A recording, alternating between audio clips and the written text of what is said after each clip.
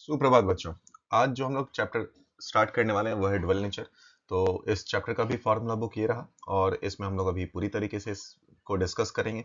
आपका काम वही है जो कि बाकी सारे चैप्टर का काम है कि आपको बस फॉर्मूलेस देखने हैं, जो नहीं है वहाँ पर वो लिख लेने हैं एंड उसके बाद जितना पॉसिबल हो इसे बार बार सुनना है। ठीक है, चलिए स्टार्ट करते हैं हम लोग। तो हमारा पहला जो टॉपिक है वो है वर्क फंक्शन। अब वर्क फंक्शन क्या होता है बेटा, किसी भी इलेक्ट्रॉन को अगर अब इलेक्ट्रॉन कहाँ पे होगा, याद करो बेटा, ये न्यूक्लियस है हमारे पास, इसके सराउंडिंग इलेक्ट्रॉन्स घूम रहे हैं। तो किसी भी इलेक्ट्रॉन को अगर हमें इसके सरफेस से बाहर निकालना है तो जितना minimum amount of energy required होगा उसी को हम लोग बोलेंगे वर्क फंक्शन।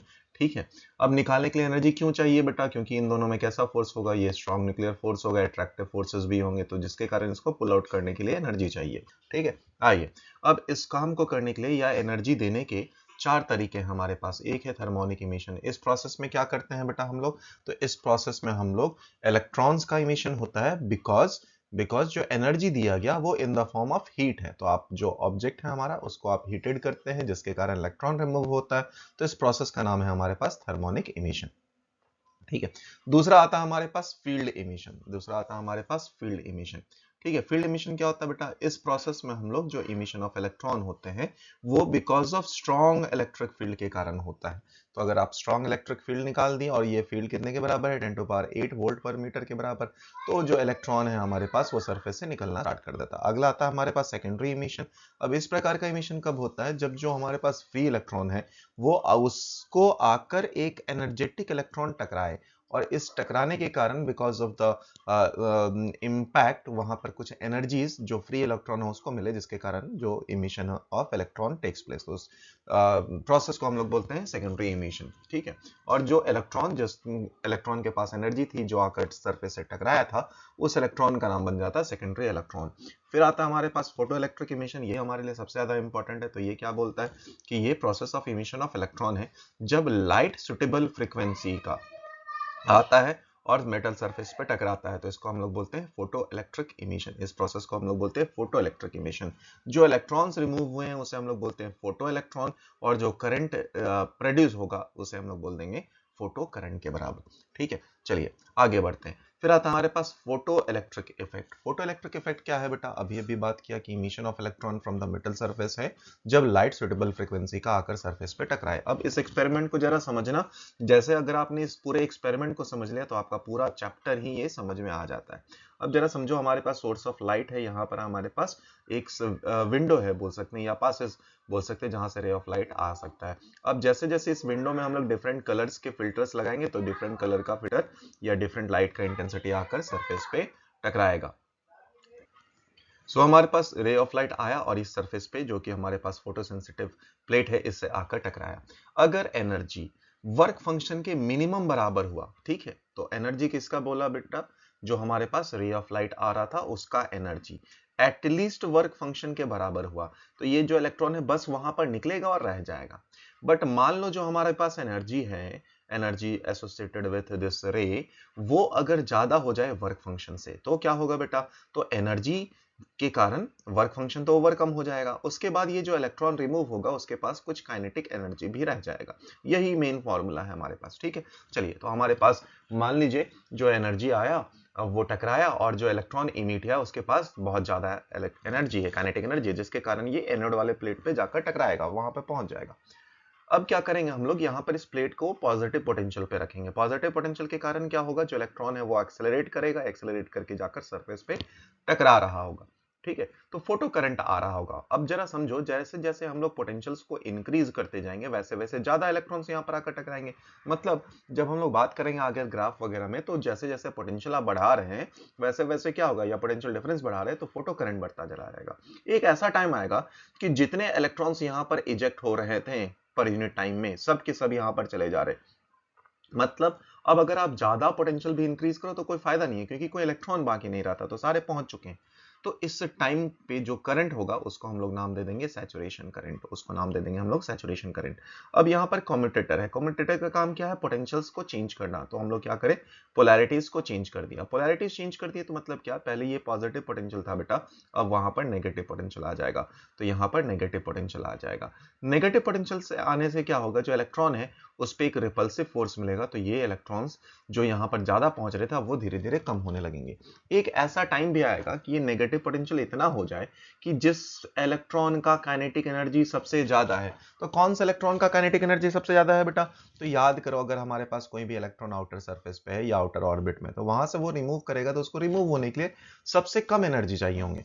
तो इसके पास, क्योंकि वर्क फंक्शन इसका सबसे कम है या energy required to remove from the surface सबसे कम है, तो उसके पास बाकी क्या रहेगा? ज्यादा काइनेटिक एनर्जी रहेगा, वो सबसे हाईएस्ट काइनेटिक एनर्जी के साथ निकला होगा। तो इवन जो सबसे हाईएस्ट एनर्जी का इलेक्ट्रॉन है वो भी एनोड वाले प्लेट पे नहीं पहुंच पाए, तो हम लोग बोलेंगे क्या? उस टाइम पे फोटो करंट की वैल्यू 0 हो जाएगा। अब 0 हो जाने का मतलब क्या हुआ? उस टाइम पे जो पोटेंशियल, उसी का नाम बनेगा स्टॉपिंग पोटेंशियल बनेगा। ठीक है, अब इस पूरे एक्सपेरिमेंट से जो ग्राफ थे उसको हम लोग समझते हैं। सबसे पहला आया intensity of light and photo current. Intensity को हम लोग बाद में देखेंगे, इंटेंसिटी का मतलब क्या होता है। तो इंटेंसिटी ऑफ लाइट का यहाँ पर मतलब होगा कि ज्यादा नंबर ऑफ फोटॉन्स, तो ज्यादा नंबर ऑफ फोटॉन्स या रे ऑफ लाइट अगर आकर टकराएगा तो ज्यादा इलेक्ट्रॉन्स रिमूव होगा। तो इसी बात को हम लोगों ने बोल दिया कि intensity and photo current directly proportional है। अब इंटेंसिटी से क्या होगा बेटा? जैसे जैसे इंटेंसिटी बढ़ेगा वैसे वैसे फोटो करंट बढ़ेगा। इंटेंसिटी बढ़ने से क्या मिल रहा होगा हमें? एनर्जी, क्योंकि फ्रीक्वेंसी ज्यादा होगा तो एनर्जी ज्यादा होगा, तो काइनेटिक एनर्जी ज्यादा होगा। ठीक है, बहुत ही बढ़िया। आगे आते हैं, अगले पार्ट पे आते हैं। दूसरा हमारे पास जो वेरिएशन होता है वो effect of potential on photo current. अब हम लोगों ने अभी जो एक्सपेरिमेंट पढ़ा था, क्या पढ़ा था समझो, कि आपने पॉजिटिव पोटेंशियल बनाए रखा, तो क्या हुआ? पोटेंशियल डिफरेंस जब तक पॉजिटिव था, करंट इंक्रीज हुआ और एक टाइम पे कांस्टेंट बन गया, इसी को नाम दिया हम लोगों ने सैचुरेशन करंट। अब उसके बाद आपने पोटेंशियल्स को रिवर्स किया, तो एक ऐसा टाइम आया जब हमारे पास पोटेंशियल जीरो हो गया था, पोटेंशियल यहाँ पर जीरो हो गया था, बट आपने फिर से नेगेटिव में किया, तो जो मैक्सिमम काइनेटिक एनर्जी का पार्टिकल था वो भी इस सरफेस पे पहुंच नहीं पाया। कौन सा पोटेंशियल था वो? तो वो पोटेंशियल का नाम दिया था आपने स्टॉपिंग पोटेंशियल। तो ऐसे हम लोगों ने 3 फैक्टर्स रखे थे। ठीक है, इंटेंसिटीज चेंज कर करके हर टाइम पे या हर एक्सपेरिमेंट में इंटेंसिटी को कांस्टेंट रखा था। जब I2 में देखा तभी भी सैचुरेशन करंट तो बढ़ गया था, I3 में सैचुरेशन करंट बढ़ा था, लेकिन जो स्टॉपिंग पोटेंशियल दिखा वो तीनों के लिए सेम रहा। तो इस बात से क्या समझ में आया हमें कि जो स्टॉपिंग पोटेंशियल है वो इंडिपेंडेंट है। इंडिपेंडेंट है किससे बेटा? वो इंडिपेंडेंट है हमारे पास इंटेंसिटी से। ठीक है, ये बात हमें यहां से समझ में है। ठीक है, अब आते हैं फ्रीक्वेंसी का बात। तो हम लोग ने इस बात में, इस सेकंड या थर्ड एक्सपेरिमेंट में इंटेंसिटी को कांस्टेंट रख दिया। आपने क्या चेंज करा अब? तो लाइट का फ्रीक्वेंसी चेंज करें। तो फ्रीक्वेंसी चेंज होगा तो क्या होगा बेटा? हमें देखा सैचुरेशन करंट किस पे डिपेंड करता था? नंबर ऑफ पार्टिकल्स पे, नंबर ऑफ फोटॉन्स पे, तो वो तो यहाँ पर सेम ही रह गया। तो जैसे जैसे आपने क्या चेंज करा बेटा? फ्रीक्वेंसी चेंज करा, तो अपने को दिखा हाई फ्रीक्वेंसी का मतलब हाई एनर्जी, तो यहाँ पर स्टॉपिंग पोटेंशियल ज्यादा था। तो जो ज्यादा नेगेटिव पोटेंशियल चाहिए था रोकने के लिए, उसके मतलब उसका फ्रीक्वेंसी ज्यादा था। उसके बाद सेकंड का, फिर फर्स्ट का। इसका मतलब क्या हुआ? जो स्टॉपिंग पोटेंशियल है वो डायरेक्टली प्रोपोर्शनल टू फ्रीक्वेंसी है। ठीक है, आइए अब इसी बात पे आगे चलते हैं हम लोग। तो स्टॉपिंग पोटेंशियल एंड फ्रीक्वेंसी का ग्राफ बनाया गया। स्टॉपिंग पोटेंशियल एंड फ्रीक्वेंसी के बारे में अभी अभी थोड़ी सी चर्चा की थी, उसी को वापस से देखते हैं।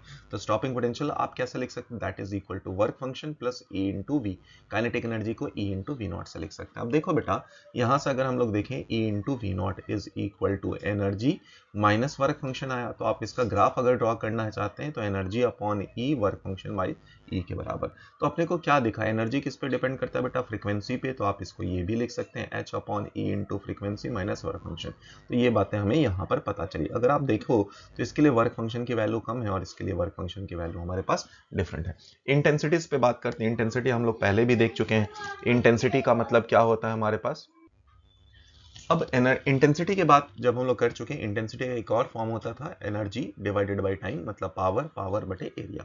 ठीक है, तो intensity is inversely proportional to R square के बराबर। ये पॉइंट सोर्स के लिए था। लाइन सोर्स के लिए जो एरिया था हमारे पास वो सिलेंडर का एरिया, तो intensity is proportional to 1/r के बराबर। नंबर ऑफ फोटॉन्स, अगर एक फोटोन के साथ एनर्जी देखा जाए तो h म्यू के बराबर होता है। अगर n फोटॉन्स होंगे तो टोटल एनर्जी आ जाएगा हमारे पास n टाइम्स के बराबर। ठीक है, number of photons per unit time अगर बोला जाए तो सेम बात है, हम लोग यहाँ से कैलकुलेट कर सकते हैं। पर यूनिट एरिया भी बोला जाए तो number of photons per unit area भी आप एरिया से डिवाइड कर सकते हैं। इससे आपके इंटेंसिटीज के रिलेशंस आ जाएंगे। अब हमारे पास पावर ऑफ इंसिडेंट रेडिएशंस कई बार बोला जाएगा, तो याद कर ले बेटा, पावर हमारे पास क्या है? पावर के लिए पहले आप एनर्जी निकाल ले, तो hc बाई लैम्डा। अब टाइम यहाँ पर बोल दिया जाएगा number of photons per unit time, तो n बाई टी से आप मल्टीप्लाई कर सकते हैं, आपका यहाँ पे एक्सप्रेशन आ जाएगा। ठीक है, चलिए अगले पे आते हैं हम लोग मोमेंटम ऑफ फोटोन। तो मोमेंटम किसी भी फोटोन का हमारे पास देने जाने के लिए इक्वेशन जो है हमारे पास E by C H by lambda के बराबर, बेसिकली एच बाई लैम्डा से आप या energy is equal to H C by lambda है, वहां से आ गया। ठीक है, फोर्स क्या होता है बेटा हमारे पास मोमेंटम पर यूनिट टाइम, तो आप यहाँ पे मोमेंटम पर यूनिट टाइम भी निकाल सकते हैं। फिर आ सकता है रेडिएशन प्रेशर क्या होगा, तो फोर्स बटे एरिया। अब अगर एनर्जी जाकर या सरफेस पे रेडिएशन जाकर टकराया है और वापस आया तो चेंज इन मोमेंटम ट्वाइस हो जाता है, तो इसलिए ट्वाइस E बाई सी या ट्वाइस P बाई सी के बराबर हो जाएगा। रेडिएशन प्रेशर अगर देखा जाए तो ट्वाइस I बाई सी के बराबर हो जाएगा। ठीक है, आ जाइए नेक्स्ट आते हैं हम लोग परफेक्टली अगर एब्जॉर्ब हुआ है तो हमारे पास जो चेंज इन मोमेंटम है वो E बाई सी, फोर्स हो जाएगा P by C. Similarly intensity भी आप निकाल सकते हैं। कुछ इंपॉर्टेंट बेटा ग्राफ में देखें। ठीक है, तो ये दो ग्राफ जो अभी हम लोग बात किए थे उसी पे बात है। अभी अभी क्या देखा था बेटा, वर्क फंक्शन ये दिखा रहा था कि इस वाले पार्टिकल का मेटल 1 का वर्क फंक्शन कम है और मेटल 2 का वर्क फंक्शन ज्यादा है। यहाँ पर काइनेटिक एनर्जी बता दिया बेटा। तो काइनेटिक एनर्जी से कई बार बोलता है स्लोप बताइए, तो स्लोप किसके बराबर होगा, प्लैंक्स कांस्टेंट के बराबर होगा। तो इन दोनों में जो स्लोप है हमारे पास वो प्लैंक्स कांस्टेंट के बराबर होगा। लेकिन इस ग्राफ में देखो बेटा, यहाँ पे स्टॉपिंग पोटेंशियल एंड फ्रीक्वेंसी में इस ग्राफ में जो स्लोप होगा हमारे पास h बाई सी के बराबर होगा। ये बात याद रखना, कई बार सवाल में यहाँ पर आप गलत कर सकते हैं। ठीक है, आ जाइए अब आते हैं हम लोग फोटो करंट वाले पार्ट में। तो फोटो करंट हमारे पास क्या बोलता है, फोटो करंट अगर आप देखें तो करंट हमारे पास है चार्ज बटे टाइम, तो आप यहां से भी निकाल सकते हैं। इफेक्टिव मास ऑफ फोटोन, तो आप एनर्जी को mc स्क्वायर से आप इफेक्टिव मास निकाल सकते हैं। फोटोन के पास क्या क्या मोमेंटम एंड एनर्जी क्या होता है अभी अभी देख लिया था। मोमेंटम को आप बोल सकते हैं h बाई लैम्डा और E बाई सी के बराबर भी बोला जा सकता है। ठीक है, अच्छा अब अगर बात करें हमारे पास क्वांटम थ्योरी, तो क्वांटम थ्योरी ऑफ रेडिएशन क्या था, जो आइंस्टाइन ने बताया कि जो लाइट है उसके पास दो ड्यूअल नेचर है। मतलब क्या है, जब वो मैटर के साथ इंटरैक्ट कर रहा होता है तो उस टाइम में ये पार्टिकल जैसा बिहेव करता है। ठीक है, और सारे पार्टिकल के प्रॉपर्टीज लेकर आता है, जैसे कि एनर्जी मोमेंटम लेकर आ जाता है। लेकिन जब ये प्रोपोगेट कर रहा होता है तो इसके पास एक वेव नेचर आ जाता है। तो वहीं से उन्होंने लिखा है E is equal to H nu के बराबर या एच सी बाई लैम्डा के बराबर। अब कई बार हमारे पास H की इलेक्ट्रॉन वोल्ट में जरूरत पड़ जाएगी, तो H की इलेक्ट्रॉन वोल्ट में भी वैल्यू हम लोगों ने यहाँ से निकाल ली। चाहो तो नॉर्मल वैल्यू भी 6.6 इंटू 10 टू पावर माइनस 34, या इलेक्ट्रॉन वोल्ट में अगर आपको पता होना चाहिए कि 1 इलेक्ट्रॉन वोल्ट कितने जूल के बराबर होता है। बेसिकली चलो नहीं याद हो तो 1.6 into 10 to power minus 19 joule के बराबर। तो यहाँ से सिंप्लीफाई करके हमें इलेक्ट्रॉन वोल्ट में ये वैल्यू मिल गई। अब अगर बात की जाए क्वांटम की इफिशियंसी हमारे पास क्या है, तो इफिशियंसी का मतलब क्या होता है बेटा, आउटपुट बाई इनपुट। तो कितना नंबर ऑफ इलेक्ट्रॉन इजेक्ट हुए थे बाई कितना फोटोन इंसिडेंट हुआ था, वहां से आपके पास एफिशिएंसी भी आ गया। चलिए अभी अभी बात किए थे इंटेंसिटी क्या होगा, इंटेंसिटी लिख चुके हैं। N is equal to intensity का दूसरा फॉर्म भी लिख सकते हैं आप, कि उसको लिखा जा सकता है energy by time into number of photon. ठीक है, आइए वेवलेंथ कैलकुलेट करने के लिए हमारे पास कई बार पूछा जा सकता है। तो केस नंबर 2 में आप आइए, केस नंबर 2 में आए, इसको केस नंबर 3 दे देते हैं। ठीक है, तो केस नंबर 2 में अगर आ जाए हम लोग तो बोल सकते हैं काइनेटिक एनर्जी कितना होगा। अब यहाँ से कई बार इलेक्ट्रॉन वोल्ट में आपसे या पोटेंशियल निकालने बोला जा सकता है। तो अगर चीजें नैनोमीटर में हो तो आप यहाँ पर ये जो वेवलेंथ आएगा वो नैनोमीटर में होगा, 1240 बटे लैम्डा। अगर आपको एंगस्ट्रॉम में चाहिए तो 12400 बटे लैम्डा के बराबर काइनेटिक एनर्जी आ जाएगा हमारे पास। अब थर्ड वाले पार्ट में चले कि दो फोटो कैथोड हैं जिनके पास फ्रीक्वेंसी F1 F2 मिल रहा है, वेलोसिटी V1 V2 होगा, कितना होगा बताइए। तो कैसे निकला होगा बेटा, आप E1 इज इक्वल टू खुद ही ध्यान रखो, तो दिस इज इक्वल टू ये लिखा जा सकता है kinetic energy which is equal to half mv1 square. Similarly E2 निकाला जा सकता है, दोनों को आप माइनस कर देंगे तो आपका आंसर निकल कर आ जाएगा। ऑलराइट, अगले पार्ट में आते हैं जो कि हमारे पास केस क्वेश्चंस हैं। तो क्या है, हमारे पास मोनोक्रोमेटिक सोर्स ऑफ लाइट दिया है जिनका पावर दिया है और इमिट कर रहा है इतना फोटोन पर सेकंड। तो फाइंड वेवलेंथ, हमें पावर दिया गया था। तो पावर को आप यहाँ से निकाल सकते हैं और एनर्जी को आप एच सी बाई लैम्डा लिख सकते हैं, या से आप सिंप्लीफाई करेंगे तो आपका आंसर आ जाएगा। तो पावर इज इक्वल टू आया एन बाई टी, और वेवलेंथ हमें निकालना था बेटा, तो वो आप एच सी बाई लैम्डा लिख सकते हैं, यहाँ से आंसर आ जाएगा आपका। चलिए अब फोर्थ हो गया, फिफ्थ वाले पार्ट में आते हैं हम लोग। तो मेटल वर्क फंक्शन दिया है हमारे पास, इतना एक्सपोज किया है रेडिएशन ऑफ इतना, फाइंड स्टॉपिंग पोटेंशियल। अभी अभी क्या बात किया था कि अगर बात हमारे पास नैनोमीटर में आ जाए, तो ये नैनोमीटर में है तो आप इसको 12400 से निकाल सकते हैं। ठीक है, तो काइनेटिक एनर्जी उसके से एसोसिएटेड मिल जाएगा। अब जैसे ही काइनेटिक एनर्जी मिल जाएगा, हमारे पास वर्क फंक्शन पता चल गया, तो स्टॉपिंग पोटेंशियल भी पता चल जाएगा। ठीक है, दूसरा तरीका निकालने का कि हमारे पास पहले आप एनर्जी निकाल लीजिए। तो जैसे ही यहाँ पे वेवलेंथ था hc/λ से हम लोगों ने क्या निकाल लिया, यहाँ पर एनर्जी निकाल लिया और वो इलेक्ट्रॉन वोल्ट में निकाला। जैसे ही ये बात पता चल गया हमें इलेक्ट्रॉन वोल्ट में निकल चुका है, तो वर्क फंक्शन भी आपके पास गिवन था, वर्क फंक्शन से आपने माइनस किया तो आपको सिंप्लीफाई होकर आंसर मिल जाएगा। ठीक है, फिफ्थ वाले पार्ट में चलें। फिफ्थ वाले पार्ट हमारे पास क्या बोल रहा है, एक लाइट बीम है जिसका पावर कुछ दिया गया है, तो इसका पावर दिया है 2 मिली वैट के बराबर। अब इसके पास जो एनर्जी या वेवलेंथ इंसिडेंट हो रहा है हमारे पास, अब यहाँ पे बेटा हमारे पास जरा सवाल में देखो तो थ्रेशोल्ड वेवलेंथ भी दिया है जिसकी वैल्यू दी है 7000। अब आपको एक बात पता होना चाहिए कि अगर फ्रीक्वेंसीज की बात करें तो इंसिडेंट फ्रीक्वेंसी ज्यादा होना चाहिए थ्रेशोल्ड फ्रीक्वेंसी से, बट फ्रीक्वेंसी और वेवलेंथ इनवर्सली प्रोपोर्शनल होता है, तो जो इंसिडेंट वेवलेंथ होना चाहिए वो लेस देन होना चाहिए गिवन थ्रेशोल्ड वेवलेंथ से। यहाँ पर लेस देन है तो इमिशन होगा, कई बार लेस देन नहीं होता और पूछा होता तो आंसर डायरेक्टली वहां से आप जीरो निकाल सकते हैं। चलो फिलहाल सवाल पे आते हैं। थ्रेशोल्ड वेवलेंथ हमारे पास दिया है, वेवलेंथ कम है तो ये तो बात तय है कि यहाँ से फोटो इमेट इलेक्ट्रॉन्स इमिट होंगे। अब यहाँ से हमारे पास 2% of incident photon eject the photo electron, मतलब हमारे पास अभी एक इफिशियंसी दिया था, उसके लिए आप निकाल सकते हैं कि efficiency is equal to number of photo electron ejected by number of photon के बराबर। ठीक है, तो यहां से हम लोग एक काम कर सकते हैं, यहां से Ne निकलेगा और Ne से फिर हमें फोटो करंट निकलेगा या सैचुरेशन करंट निकल आएगा। ठीक है, चलिए, तो हमारे पास पावर दिया है, पावर से आप निकाल सकते हैं n = hc/λ से हमारे पास n की वैल्यू निकल आएगी। ये बता देगा क्या, कितना नंबर ऑफ फोटोन यहाँ इजेक्ट हुआ था। तो नंबर ऑफ फोटोन इजेक्टेड हम लोगों ने निकाल लिया। जैसे ही ये बात पता चल गया तो number of photo electron ejected कितना है वो निकाल सकते हैं। नंबर ऑफ फोटॉन्स आपने पहले ही निकाल लिया था। अब इफिशियंसी वाले फॉर्मूले से आपने क्या निकाल लिया, number of photo electron ejected, उसकी वैल्यू पता चल गया। और सैचुरेशन करंट क्या होता है, नंबर ऑफ इलेक्ट्रॉन या total charge divided by time. Total charge यहाँ पर मिल गया, टाइम की वैल्यू 1 सेकंड है, तो आपका आंसर आ गया। सेवेंथ वाले केस में आया, हमारे पास बोल रहा है रेडिएशन का वेवलेंथ दिया है हमारे पास 200 नैनोमीटर के बराबर, propagating in the form of parallel beam fall normally on plane metallic surface. बहुत ही बढ़िया। इंटेंसिटी ऑफ द बीम, तो हमारे पास इंटेंसिटी ऑफ द बीम का फॉर्मूला मिल चुका है हमें, क्रॉस सेक्शनल एरिया। अब इंटेंसिटी से एरिया को मल्टीप्लाई कर देंगे तो हमें पावर मिल जाएगा। बहुत ही बढ़िया। Find pressure exerted by radiation, ठीक है, radiation surface if radiation is completely reflected.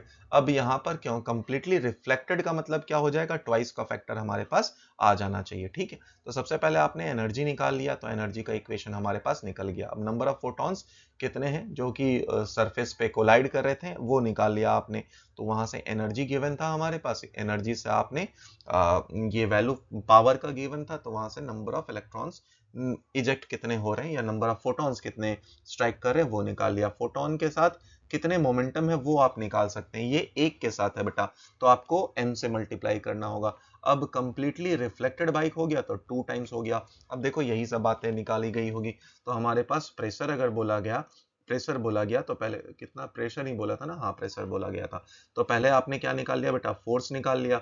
Force निकालने के बाद डिवाइडेड बाय एरिया किया, तो आपसे यहाँ से प्रेशर भी निकल कर आया। फिर से चले जरा सवाल को समझे वापस से। इस सवाल को वापस से अगर हम लोग अपने हिसाब से बनाकर देखें तो देखें क्या हो सकता है। यहाँ पर हमारे पास दिया था टोटल पावर या इंटेंसिटी दिया हुआ है, राइट, तो हमारे पास इंटेंसिटी दिया हुआ है इतना 5m मिली वैट के बराबर दिया हुआ है। ठीक है, कोई बात नहीं। और क्रॉस सेक्शन एरिया दिया हुआ है हमारे पास। बेसिकली देखा जाए पावर इज इक्वल टू देखा जाए तो नंबर ऑफ इलेक्ट्रॉन इनटू ई के बराबर। ई क्या है हमारे पास, इंसिडेंट ऑफ ये जो फोटोन है उसका एनर्जी, तो यहाँ से आपने एन निकाल लिया होगा, यहाँ से आपने एन निकाल लिया। अब हमारे पास याद करो प्रेशर के लिए क्या चाहिए, फोर्स, फोर्स के लिए क्या चाहिए मुझे, चेंज इन मोमेंटम चाहिए, तो change in momentum delta P by delta T, और डेल्टा टी के लिए तो हमारे पास एन है ही। चेंज इन मोमेंटम, तो चेंज इन मोमेंटम अगर मुझे निकालना है यहाँ पर तो ट्वाइस पी के बराबर हो जाएगा, और ट्वाइस पी की वैल्यू अगर देखा जाए तो ई बाई सी हो जाएगा। बस इतनी सी बातें हमारे पास थी। ये एन निकल गया है तो आपने टोटल फोर्स निकाल लिया होगा, तो टोटल फोर्स जो भी निकला हमारे पास twice into N into P, P की वैल्यू आप ई बाई सी भी रख सकते हैं, और डिवाइडेड बाई एरिया कर दिया हम लोगों ने तो प्रेशर निकल गया, डिवाइडेड बाई एरिया कर दिया तो प्रेशर निकल गया। आप सिंप्लीफाई करके चेक कर सकते हैं। ठीक है, चलिए अगर हम लोग बात करें फोटो सेल पे, पीछे छूट गया, फोटो सेल हमारे पास क्या होता है बेटा, तो फोटो सेल हमारे पास एक डिवाइस है जिसका बेसिक काम क्या है, जिसका बेसिक काम क्या है कि वो एनर्जी को कन्वर्ट करता है।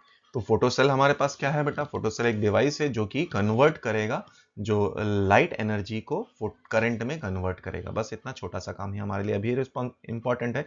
जब इसका डिटेल में बात करने आएंगे तो हम लोग सेमीकंडक्टर में ज्यादा डिटेल में बात करेंगे। आइए बात करते हैं हम लोग क्रॉम्पटन इफेक्ट में। तो यहाँ पर क्या है, हमारे पास एक्सरे है, एक्सरे यहाँ पर इलेक्ट्रॉन्स बेसिकली देखा जाएगा तो स्ट्रीम ऑफ रेडिएशंस भी आप कर सकते हैं। एक्सरे हमारे पास जो है उसके पास, एक्सरे के पास जो गिवन अमाउंट ऑफ एनर्जी रहेगा उसको आप एच सी बाई लैम्डा से भी लिख सकते हैं। तो हमारे पास एक्सरे है जिसके पास एक्सरे एक ईएम वेव है वो भी पता चल गया, और यहाँ पर ग्रेफाइट का प्लेट था, ठीक है, जिसपे इलेक्ट्रॉन्स थे। अब ये आकर टकराया तो एक्सरे जो कि एक वेव बोल सकते हैं आप, रेडिएशन आकर सरफेस पे टकराया तो देखा कि टकराने के बाद इसका जो डिफ्लेक्शन एक तो वेवलेंथ में हुआ या एक्सरे में डिफ्लेक्शन हुआ, एंड डिफ्लेक्शन जो प्रोड्यूस हुआ वो फाई अमाउंट से या स्कैटर्ड एंगल से कुछ फाई दे दिया जाए, पता, प्लस उसका वेवलेंथ भी चेंज हुआ। अब वेवलेंथ चेंज हुआ इसका मतलब क्या है बेटा, आप जरा समझो। तो यहाँ पर ग्रेफाइट रखा हुआ है या इलेक्ट्रॉन रखा हुआ है, इलेक्ट्रॉन हमारे पास पार्टिकल है, तो पार्टिकल एंड वेव का इंटरेक्शन हो रहा है, ठीक है। तो इस बात से हमें पता चला कि जो वेव है वो भी पार्टिकल नेचर प्रूव करता है या शो करता है, ठीक है। तो यहां से हम लोगों ने क्रॉम्पटन शिफ्ट निकाला, क्रॉम्पटन शिफ्ट किसके बराबर या चेंज इन वेवलेंथ किसके बराबर है, एच अपॉन पी। पी क्या है हमारे पास, M not into C, M not क्या है हमारे पास, रेस्ट मास है 1 माइनस कॉस फाई के बराबर।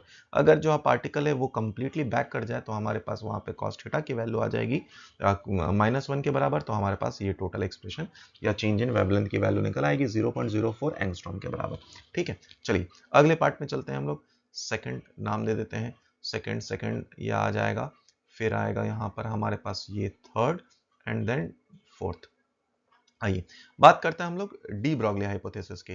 तो जब फोटो इलेक्ट्रिक इफेक्ट हो या क्रॉम्पटन इफेक्ट हो, ये सब क्या डोमिनेट कर रहे थे, ये दिखा रहे थे कि पार्टिकल या जो फोटॉन्स हैं वो पार्टिकल जैसे बिहेव कर रहे हैं, वेदर एज जो हमारे पास इंटरफेरेंस डिफ्रैक्शंस थे वो बता रहा था कि रेडिएशन कैसे हैं, वेव है। तो इसका मतलब क्या पता चला, डी ब्रॉगली ने क्या बताया कि जो रेडिएशन हैं उसके डुअल नेचर होंगे, रेडिएशन पार्टिकल के जैसे बिहेव करते हैं जब वो मैटर के साथ इंटरेक्ट कर रहे होते हैं, बट जब वो प्रोपोगेट कर रहे होते हैं तो वेव की जैसे, ठीक है, बिहेव कर रहे होते हैं। अब यहीं से बात आया जो हमारे पास यूनिवर्स है उसके पास सिमेट्री है, और अगर ऐसी बात है तो रेडिएशन के पास क्योंकि ड्यूअल सिमेट्री है, तो इसका मतलब क्या है, जो पार्टिकल्स हैं जिसका मतलब है कि इलेक्ट्रॉन प्रोटॉन न्यूट्रॉन वो भी वेव की जैसा बिहेव कर सकते हैं। तो इन वेव या wave associated with this particles को हम लोगों ने मैटर वेव बोला, जिसको डी ब्रॉगली वेवलेंथ से फिर बाद में सिंप्लीफाई किया गया। तो अगर फोटोन के साथ एनर्जी हम लोगों ने निकाला तो वह एच सी बाई लैम्डा है, तो यहाँ पर जो लैम्डा है वो हमारे पास एच बाई मोमेंटम के बराबर है, यानी कि जो डी ब्रॉगली वेवलेंथ है उसको आप कैलकुलेट करना चाहें तो लैम्डा किसके बराबर होगा, एच बाई पी के बराबर होगा। पी को आप क्या लिख सकते हैं, या एनर्जी यहाँ से सिंप्लीफाई कर सकते हैं, पी को हम लोग लिख सकते हैं under root of twice M into E के बराबर, ठीक है।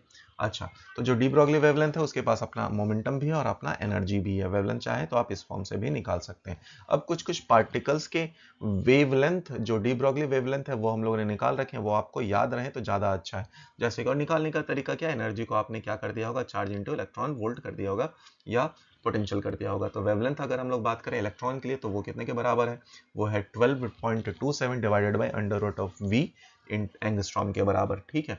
तो जो वैल्यू यहाँ पर आपने मान लो 50 वोल्ट रखा तो आप डायरेक्टली अंडर रूट 50 करिए, एंगस्ट्रॉम में वैल्यू मिल जाएगी।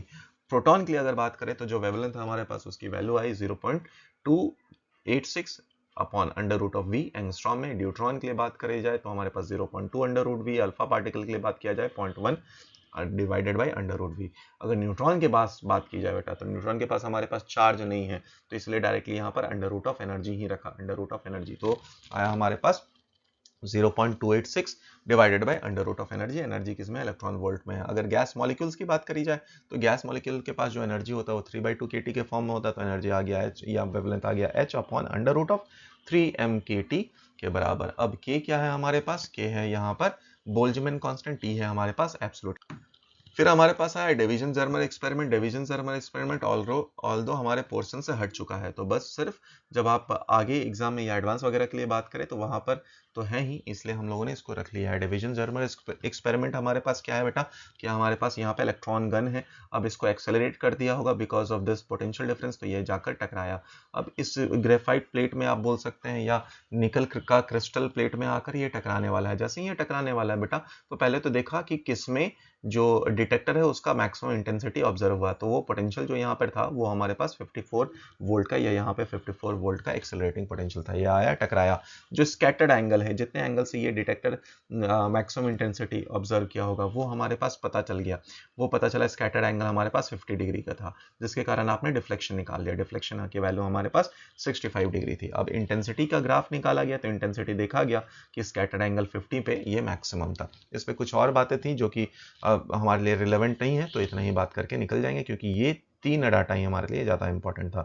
चलिए लास्ट पार्ट में आते हैं हम लोग, कि अगर हमारे पास nth ऑर्बिट में बात किया जाए, nth ऑर्बिट में कितने डी ब्रोगली वेव एसोसिएटेड होंगे, तो उसका आंसर कितने के बराबर है बेटा, n के बराबर है। ठीक है।